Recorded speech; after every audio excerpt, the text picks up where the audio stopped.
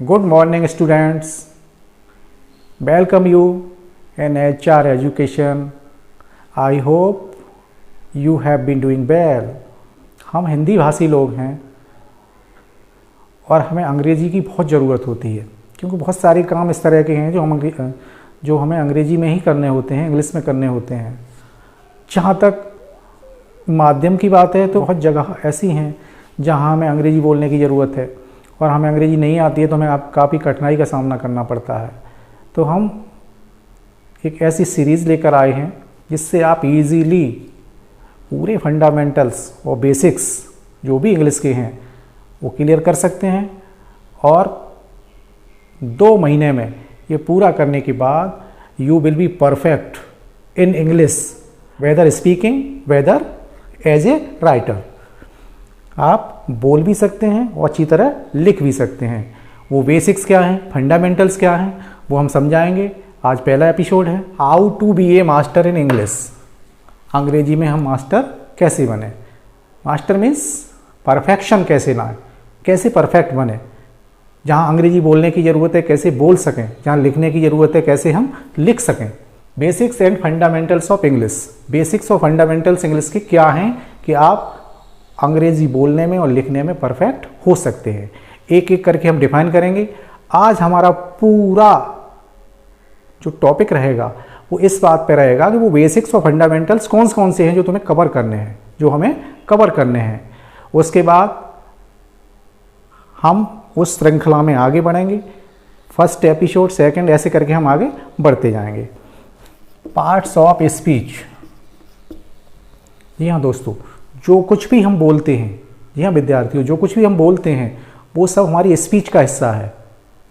Speak means बोलना और speech भी स्पीक से बना है। तो जो कुछ भी हम बोल रहे हैं वही स्पीच है और उसके पार्ट्स होते हैं। कौन कौन से पार्ट हैं वो डिफरेंट पार्ट्स में डिवीजन किया गया है उसका। मेक सेंटेंस, वाक्य निर्माण। वाक्य निर्माण कैसे करना है, इसके लिए मुख्य रूप से हमें आना चाहिए टेंस। टेंस भी कई प्रकार के हैं, वो आगे डिफाइन करेंगे। तीसरे नंबर पे आता है वोकेबुलरी। वोकेबुलरी को कहते हैं हम शब्द ज्ञान या शब्द कोश।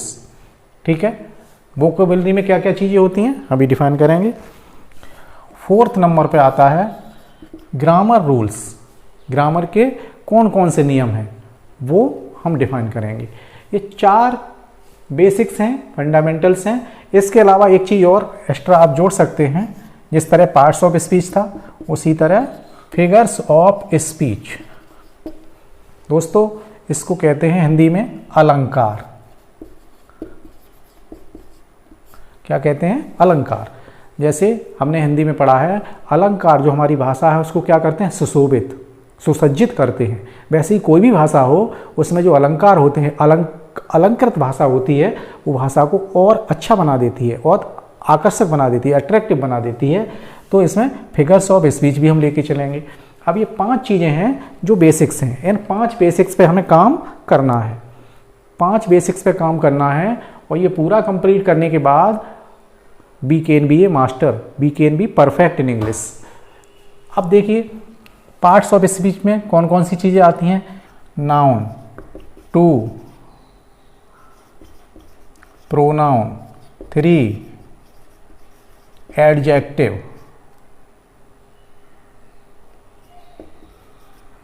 4 verb, 5 adverb, 6 preposition, 7 conjunction,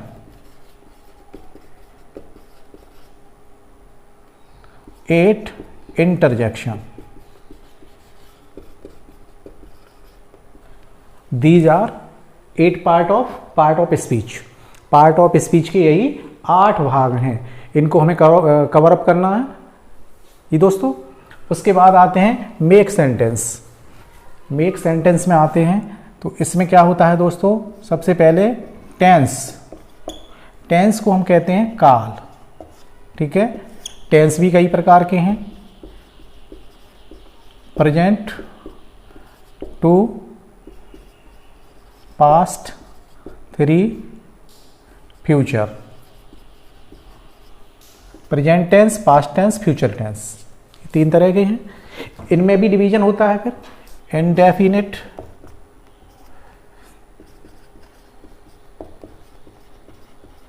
continuous, perfect और परफेक्ट कंटिन्यूअस। काल, समय, जिसको 3 भागों में बांटा गया, प्रेजेंट, पास्ट, फ्यूचर, फिर इनको भी डिवीजन किया गया है 4 भागों में। इस तरह से हमें टेंस को भी कवर अप करना है। उसके बाद दोस्तों आता है वोकाबुलरी, शब्द ज्ञान। वोकाबुलरी में हम देखेंगे सबसे पहले क्या है, वर्ड मीनिंग। हमें वर्ड मीनिंग तैयार करना है। वर्ड मीनिंग कैसे तैयार होंगे, जैसे जैसे हम यूज करते हैं, हमें रट्टा नहीं मारना है, रट्टा मार के कोई चीज़ तैयार नहीं करनी है। जैसे ही आप यूज नहीं करेंगे रट्टा मारने के बाद आप भूल जाएंगे। तो जैसे जैसे प्रयोग में आप लाते जाएंगे वर्ड मीनिंग अपने आप तैयार होते जाएंगे, इसके लिए परेशान होने की जरूरत नहीं है। वर्ड मीनिंग करेंगे हम सबसे पहले। नंबर 2 पे क्या करेंगे, फॉर्म्स ऑफ वर्ब। क्रिया के रूप होते हैं, 4 रूप होते हैं क्रिया के, first, second, third and I N G. First form होता है इसका, सेकंड होता है, थर्ड होता है और आईएनजी फॉर्म होता है, वो हम डिफाइन करेंगे। तीसरे नंबर पे सिनोनिम्स एंड एंटोनिम्स। जी हाँ दोस्तों, जिसको हम कहते हैं पर्यायवाची शब्द, विलोम शब्द। इडियम्स एंड फ्रेजेस दोस्तों, जिसको हिंदी में कहते हैं लोकोक्तियाँ और मुहावरे, अंग्रेजी में होता है इडियम्स एंड फ्रेजेस। इसको भी हमें तैयार करना है। वन वर्ड सब्स्टिट्यूट, अनेक शब्दों का एक शब्द, जैसे एक वाक्य लिख दिया कई शब्दों में, फिर एक शब्द में उसको डिफाइन करना है, वो इसमें आता है। और जो चीज़ें रह जाती हैं कुछ, वो अदर में हम रख सकते हैं, शेष चीज़ें वो हम डिफाइन करें। छोटी मोटी बहुत सारी चीज़ें हैं वो अदर में आती हैं, मुख्य मुख्य ये चीज़ें हैं। ग्रामर रूल्स में क्या क्या आता है हमें, ग्रामर रूल्स में सबसे पहले आता है सिंटैक्स। जी हाँ दोस्तों, सिंटैक्स का दूसरा नाम होता है करेक्शन। कोई वाक्य है, अगर वो अशुद्ध है कैसे शुद्ध करें, कहाँ उसमें त्रुटियां हैं, कैसे हम उसको शुद्ध करें। दोस्तों ये जो ग्रामर रूल्स हैं ये जनरल स्पीकिंग से बिलोंग नहीं करते हैं। आप जनरल स्पीकिंग करना चाहते हैं, जनरल स्पीकिंग की बात है, तो आप भले ही ग्रामर के परफेक्ट रूल्स ना जानते हों, फिर भी आप बेटर स्पीकिंग कर सकते हैं। जैसे आप बोलते होंगे, मान लीजिए आप फ़ोन पे बात कर रहे हैं, Ravi speaking, Ravi speaking, yes Ravi speaking. यही वाक्य ग्रामेटिकल रूल्स में होना चाहिए, रवि इज स्पीकिंग, लेकिन हम फिर भी बोल रहे हैं रवि स्पीकिंग। तो हमारा जो स्पीकिंग है वो थोड़ा सा डिफर है, उसमें ग्रामर के रूल्स स्ट्रिक्टली फॉलो नहीं होते हैं। तो हम ग्रामर के रूल परफेक्ट न जानते हुए भी इंग्लिश को वेल स्पोकन कर सकते हैं। सिंथेसिस, सिंटैक्स में वाक्यों का करेक्शन होता है, सिंथेसिस में क्या होता है, वाक्यों का संयोजन। हिंदी में अगर हम लिखना चाहें तो संयोजन, ठीक है, इसको हिंदी में लिख सकते हैं शुद्धिकरण, ठीक है, इसको कहते हैं वाक्यों का संयोजन। तीसरा होता है ट्रांसफॉर्मेशन, इसको कहते हैं रूपांतरण। वाक्यों का रूप परिवर्तित हो जाता है, भाव वही रहता है, अर्थ वही रहता है। इसके बाद होता है डायरेक्ट एंड इनडायरेक्ट स्पीच। उसके बाद होता है एक्टिव एंड पैसिव वॉइस। दोस्तों ये ग्रामेटिकल रूल्स में इनको सब सिखाया जाएगा। फिगर्स ऑफ स्पीच और जान लें तो भाषा को अच्छी तरह हम प्रयोग कर सकते हैं कि पूरा जो स्ट्रक्चर है वो क्या लेके चलना है, क्या क्या कवर अप करना है हमें, ताकि हम अपनी अंग्रेजी में परफेक्शन ला सकें। लाइक करें, सब्सक्राइब करें और बेल आइकन बटन पर ऑल का बटन प्रेस करें, ताकि सारे वीडियो के नोटिफिकेशन आपको मिलते रहें और आप जल्दी से जल्दी अंग्रेजी में परफेक्ट और मास्टर हो सकें। Thank you, have a nice day.